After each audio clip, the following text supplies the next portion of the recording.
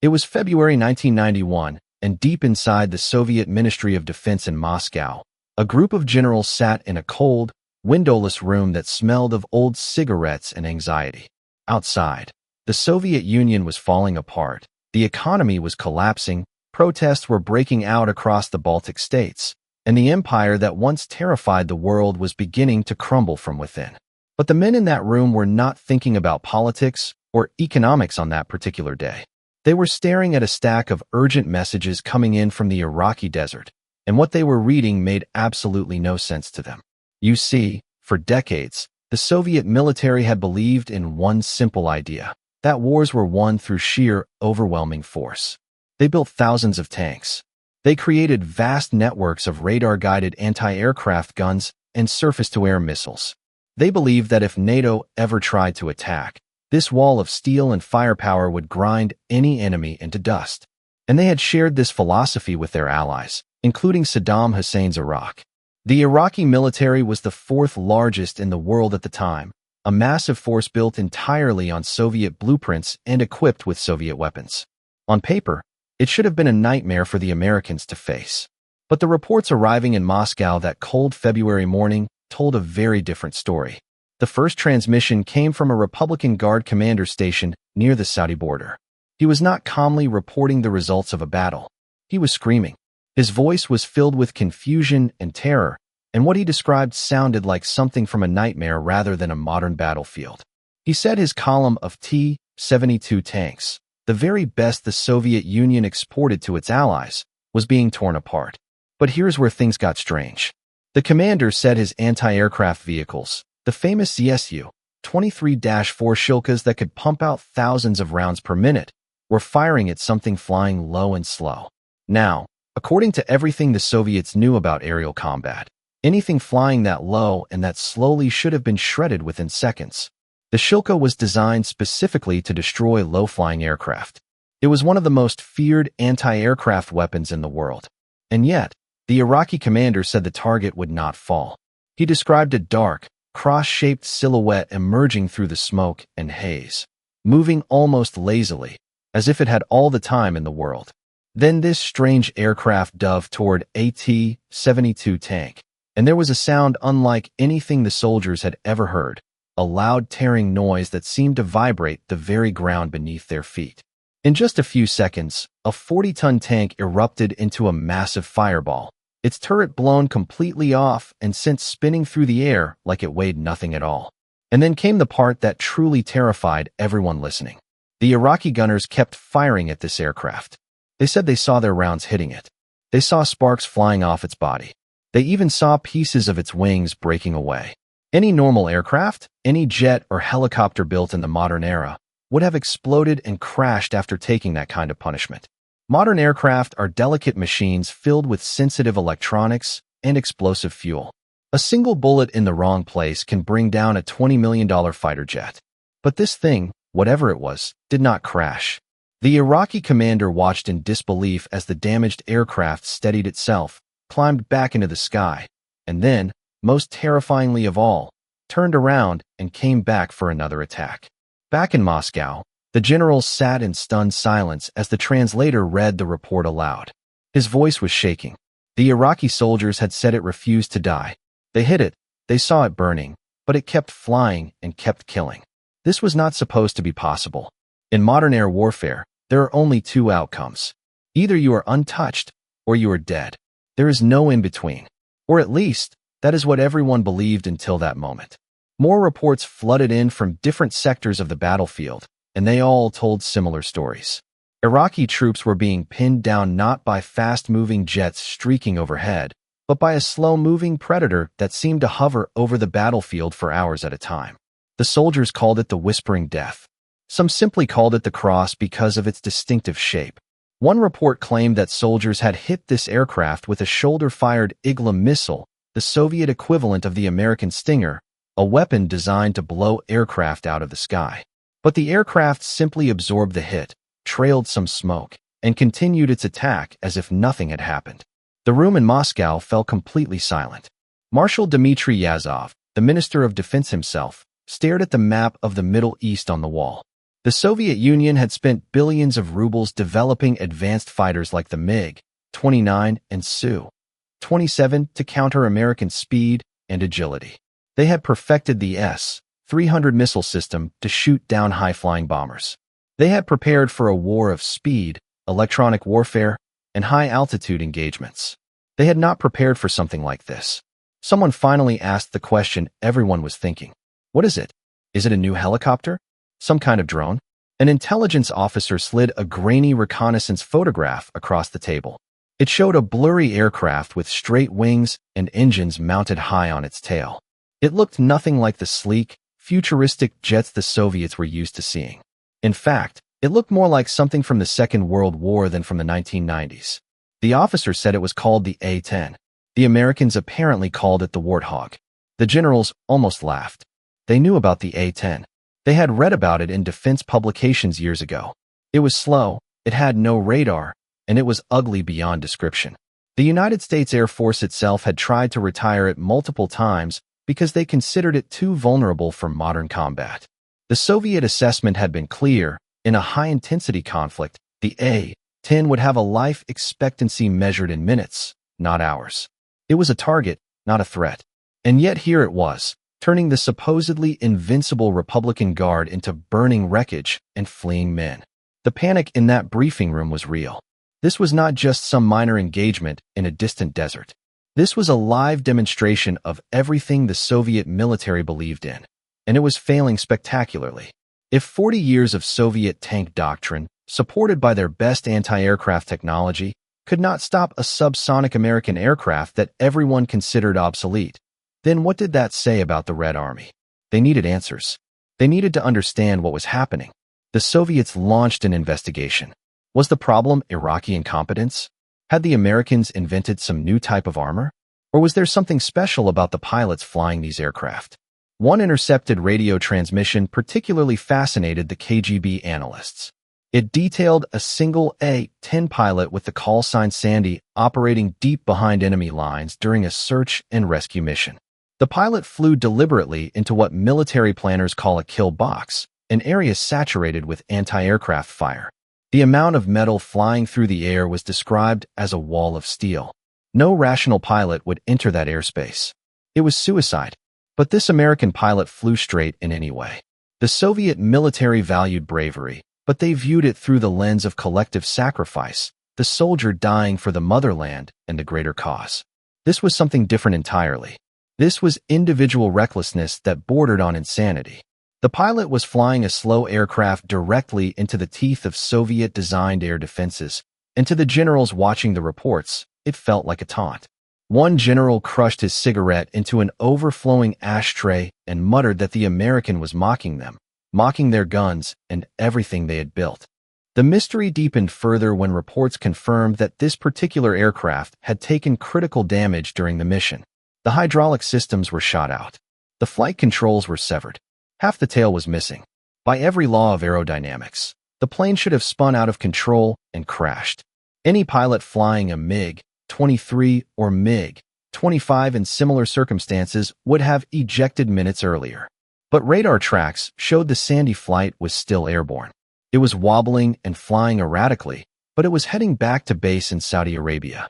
The Soviets intercepted the radio traffic, expecting to hear a pilot screaming in panic and preparing to eject. Instead, they heard a calm, almost bored voice discussing hydraulic pressure readings. The pilot mentioned that primary and secondary hydraulic systems were gone and that manual reversion was active. The Soviet translators froze when they heard those words. Manual reversion was a concept from aviation history books. In an age where fly-by-wire computers made thousands of micro-adjustments every second to keep unstable aircraft in the air, manual reversion meant flying the plane with cables and pulleys, using raw physical strength to move heavy control surfaces against the wind. A consultant from the Sukhoi Design Bureau stated flatly that it was impossible. If you lose hydraulics on a modern jet, you become a falling rock. You cannot fly a 10-ton aircraft using your biceps. They suspected it must be a code word for some secret backup electronic system, some classified computer brain that took over in emergencies. They simply could not believe that the Americans had built a backup system so primitive, so mechanical, that it allowed a pilot to wrestle a shattered aircraft home like a crippled farm tractor. The wrong conclusions began piling up. Soviet analysts theorized that A-10 pilots must be taking performance-enhancing drugs to handle the physical and mental stress. They theorized that the aircraft had some secret active protection system that shot down incoming missiles. They theorized that the engines had magical heat suppression technology because heat-seeking missiles kept missing or locking onto the wrong parts of the plane. They were overthinking the problem completely. They were searching for high-technology explanations when the Americans had solved the problem with low-technology genius. The paranoia reached a fever pitch when satellite imagery showed what became known as the Highway of Death. Thousands of Iraqi vehicles retreating from Kuwait were trapped on Highway 80, and the A-10s descended on them like vultures. The carnage was so complete, so utterly total, that the Soviets watching the satellite feeds were horrified. This was not warfare as they understood it. This was industrial dismantling on a massive scale. Soviet generals realized that their T-72 tanks, the iron fist of the Warsaw Pact that was supposed to roll across Western Europe in the event of war, were completely obsolete. Not because they could not shoot back, but because they were being hunted by a predator they simply could not kill. The intelligence officers needed to understand the weapon that was punching those holes through Soviet-designed armor. The photographs showed an aircraft with a nose cone containing 7 barrels, but the scale was difficult to judge from the images. Reports called it a Gatling gun, but bigger. How much bigger? Moscow demanded to know. The reply from Baghdad only added to the mystery. Soldiers claimed that when the gun fired, the plane actually slowed down in the air. The generals dismissed this as battlefield myth. Physics dictated that recoil could not significantly affect the forward momentum of a jet aircraft. It sounded like a ghost story told by terrified conscripts. But the Soviets were about to learn that the myth was absolutely real. They were about to discover that the Americans had not built an airplane and then attached a gun to it. They had built a gun, a weapon of monstrous size and power, and then wrapped an airplane around it. To truly understand why this ugly machine was destroying the Soviet military reputation, we need to travel back 20 years to the Pentagon in 1970.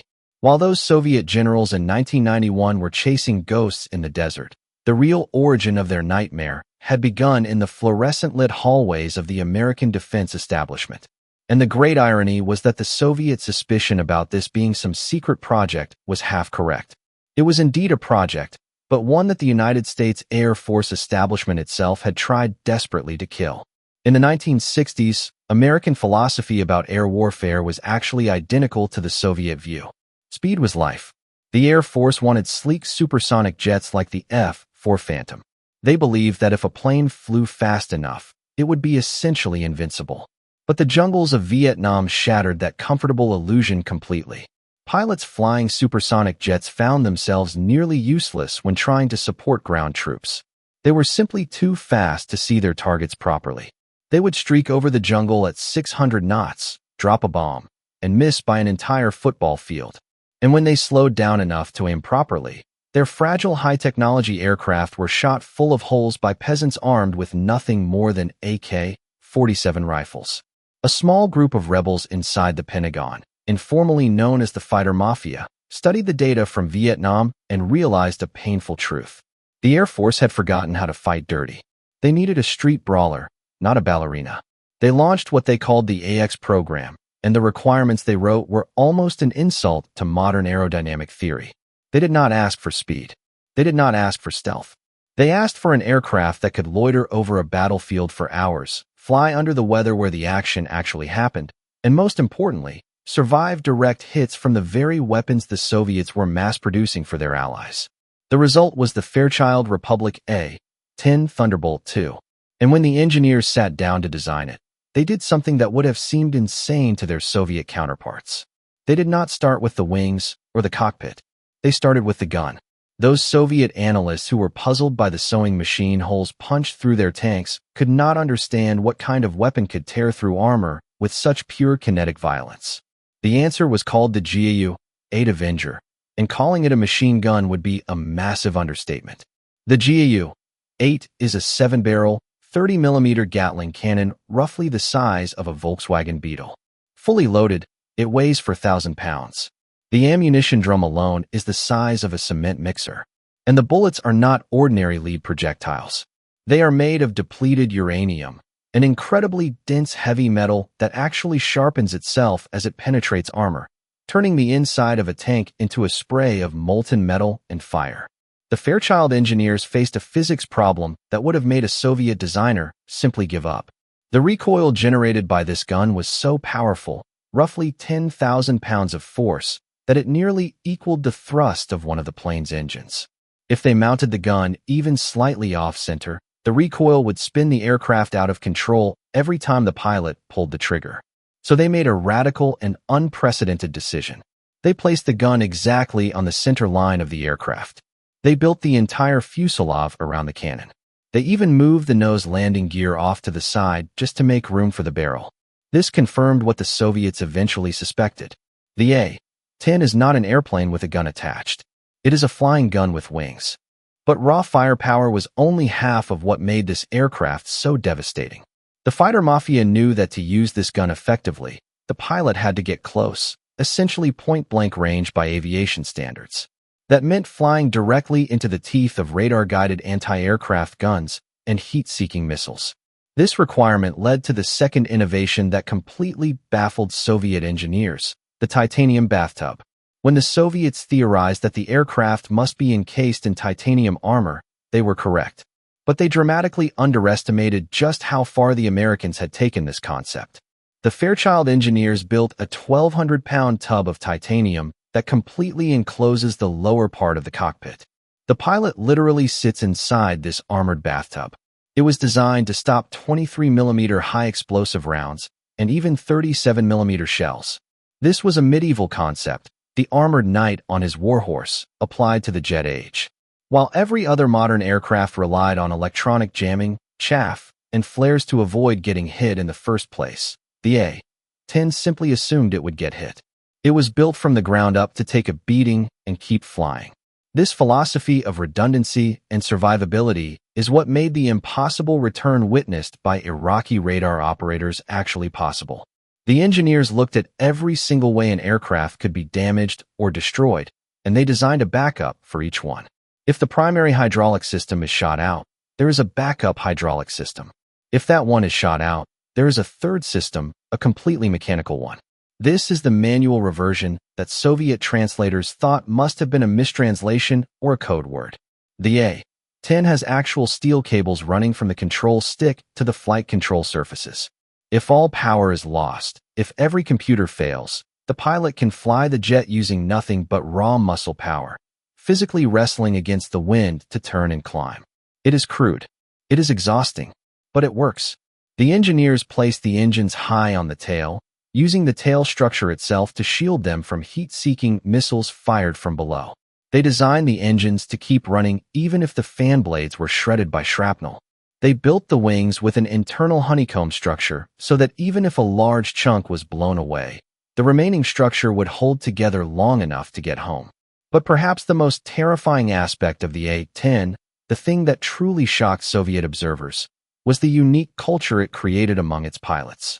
Because the plane was slow and ugly and had no radar for air-to-air combat, the glamorous Top Gun pilots wanted nothing to do with it. The pilots who ended up in the A-10 community were a completely different breed. They were not interested in dogfights or high-altitude glory. They were obsessed with what they called the mud, the low-altitude world of tanks and troops and close-range fighting. They trained to fly at 50 feet above the ground, dodging trees and power lines. They memorized the silhouette of every Soviet-built tank and armored vehicle. While the Soviet Union trained its pilots to be rigidly controlled by ground radar stations, essentially treating them as remote-controlled weapons, A-10 pilots were trained to be independent hunters. They were given a slow plane and a massive gun and told to go find trouble on their own initiative. When Desert Storm began in 1991, this secret project from the 1970s was finally unleashed on a real battlefield. The Soviets spent weeks searching for high-technology explanations, lasers, stealth coatings, computer brains. They never realized they were facing a brute-force solution to a high-technology problem. The Americans had brought a sledgehammer to a chess match, and it was working devastatingly well. Back in Moscow, as the war wound down, The investigation that began with confused reports of ghosts reached its devastating conclusion. The final briefing took place in the Kremlin, and the answer turned out to be far worse than the generals had feared. The moment of revelation came not with dramatic fanfare, but with a heavy metallic thud on a wooden table. A GRU intelligence officer placed a single object in front of the gathered marshals. It was an inert 30mm shell recovered from the sands of Kuwait. Looking at it, you would not call it a bullet. It was a monstrous slug the size of a human forearm, encased in aluminum but hiding a dense, dark secret at its core. The officer announced that this was what was killing the tanks. It was depleted uranium. The Soviet chemists and physicists in the room understood immediately what that meant. Depleted uranium is a byproduct of nuclear enrichment, incredibly dense and with a unique property. When it hits armor at high velocity, it does not simply flatten and spread out like ordinary lead. It shears and stays sharp, essentially burning its way through steel like a plasma cutter. And these shells were being fired at a rate of nearly 4,000 rounds per minute. The generals did the math in their heads and realized this was not a strafing run in any traditional sense. It was a laser beam made of heavy metal. The sewing machine mystery was finally solved. The A-10 did not need to hit a specific weak point on a tank. It did not need to find the engine vent or strike at just the right angle. It simply washed the entire tank in a stream of depleted uranium, and the kinetic energy alone was enough to kill everyone inside. The technical schematics of the A-10 were finally laid out alongside the damage reports, and everything became clear. The officer pointed to the nose section and explained that the pilot sits inside a titanium tub right there. They had thought this was a figure of speech or an exaggeration in the initial reports. It was completely literal. The Americans had essentially built a tank turret, put wings on it, and placed a human being inside. This was the moment when the entire paradigm shifted for Soviet military thinking. They realized they had been preparing for the wrong war entirely. They had spent billions of rubles on the S-300 missile system and the Tunguska anti-aircraft vehicle to track and destroy high-flying, fragile jets. They had built a defense network designed to catch a sports car. The Americans had sent a bulldozer instead. The horror deepened as they reviewed the transcripts of aircraft returning to base with damage that should have been fatal. Reports showed a A-10's landing with half a wing missing, with one engine completely destroyed, with fuselages riddled with hundreds of holes. One photograph smuggled out of an American airbase showed an A-10 sitting on the tarmac looking like Swiss cheese. The tail was shredded. The hydraulics were completely gone, and the pilot was climbing out unharmed, patting the side of his aircraft like it was a faithful horse that had carried him home from battle. General Yazov, the Minister of Defense, finally spoke the words that captured the strategic nightmare they were facing. The problem was not that the Americans were invisible. The problem was that they simply did not care if they were shot. This was the insane bravery that had shocked the generals from the beginning. The American pilots knew they were flying into a meat grinder. They knew the radar was lighting them up. They knew every anti-aircraft gun and missile battery in the area was tracking them. But they trusted the titanium bathtub and the redundant systems of their aircraft so completely that they flew into the fire instead of away from it. The Soviets had attempted one final countermeasure through their Iraqi allies. They had advised the Iraqi Air Force to deploy their interceptors. Use the MiG-25, they urged. Use the MiG-29. The A-10 is slow and has no air-to-air weapons. It should be easy prey for a supersonic fighter. On paper, this made perfect sense. A MiG-25 can fly at 3 times the speed of sound. An A-10 cruises at 300 knots. It should have been a slaughter. But reality proved humiliating. The reports detailed an engagement where an Iraqi MiG-25 tried to hunt a flight of A-10s. The MiG roared in at incredible speed, its radar searching the sky for targets. But the A-10s were not in the sky. They were down in the weeds, flying just 50 feet above the desert floor. The MiG's radar, designed to look up at bombers or straight ahead at other fighters, was completely useless. The ground clutter, the radar returns bouncing off the earth itself, blinded the sensors entirely. The A-10s were essentially invisible, not because of any stealth technology, but simply because they were hiding in the dirt. The MiG pilot, moving at supersonic speeds, could not slow down enough to engage. He zoomed past and had to make a wide turn that took miles to complete. By the time he came back around, the A-10s had vanished into a dry riverbed or turned tightly inside his turning radius. It was like a hawk trying to catch rats in their burrow. The speed difference, which the Soviets had thought was their great advantage, became their undoing. The A-10 was actually too slow to be caught. And then came the ultimate insult. In one rare instance of air-to-air combat during the war, an A-10 actually shot down an Iraqi helicopter. The predator had become the prey. The Soviet doctrine of achieving air superiority through speed collapsed completely. The shock in the Kremlin was total. One tank commander stated flatly that the T-72 was dead. If this aircraft existed and could not be stopped, then armored vehicles were obsolete as a concept. It was perhaps an exaggeration spoken in the heat of the moment, but it felt true. The A-10 had not just destroyed individual tanks. It had destroyed the entire concept of the massed armored advance. No Soviet general could ever again confidently order his tank columns forward without asking one terrifying question first. Where are the warthogs? The mystery of the ghost in the desert was finally solved. It was never a ghost at all. It was a flying gun piloted by men who flew with reckless disregard for their own safety, protected by a titanium shield that Soviet engineers had considered too heavy to be practical. The investigation was closed, but the consequences were just beginning. Soviet military exports faced a catastrophe.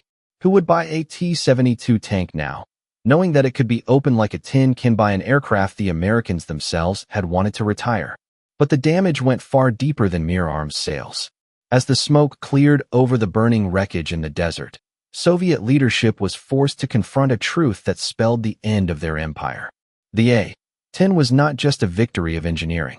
It was a victory of a system that encouraged innovation, accepted unconventional thinking, and trusted individual initiative over rigid central control. For decades, the Soviets had chased the Americans in the high-technology race. When the Americans built the B-1 bomber, the Soviets built the Tu-160. When the Americans built the F-15, the Soviets built the Su-27.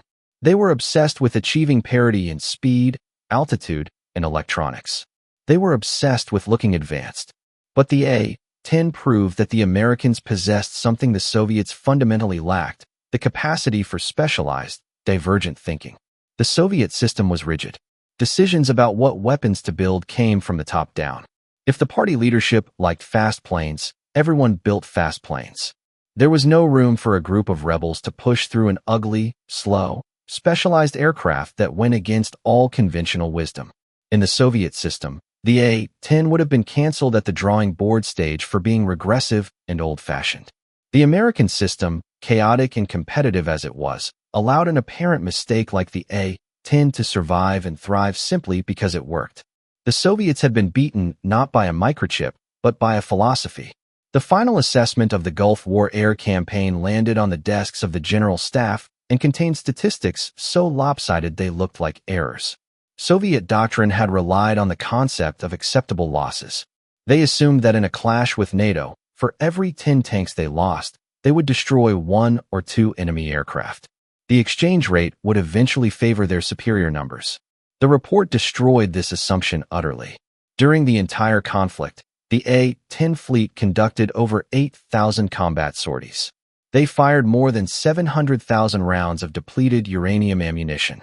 The result was the destruction of nearly 1,000 tanks, almost 1,200 artillery pieces, and over 2,000 other military vehicles.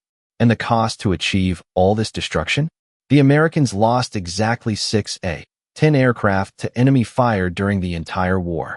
The ratio was not 10 to 1. It was closer to 165 to 1. For every single warthog brought down, the Soviets had lost an entire armored regiment. The economic asymmetry was devastating. The T-72 tank cost millions of rubles to build, train crews for, and maintain.